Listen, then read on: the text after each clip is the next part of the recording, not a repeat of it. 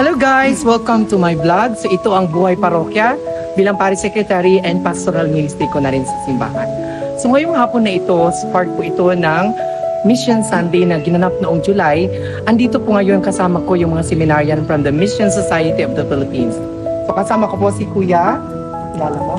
Isang mapagpalang araw po sa amin na ako po si Brother Junmar Caballero Lianzo ng Mission Society of the Philippines.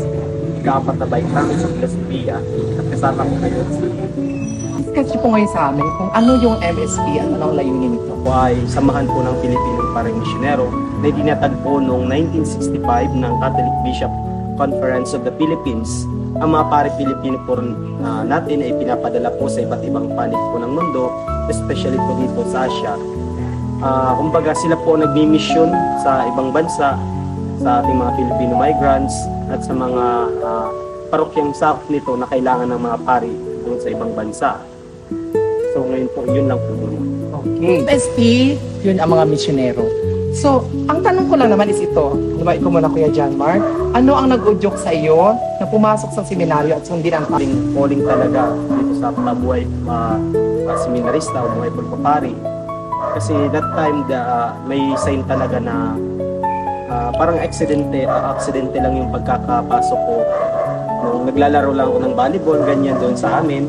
Then nagkaroon ako ng interaction sa mga sakrista na naipasok ko. Kasi yung volleyball court and simbahan namin ay magkatabi lang.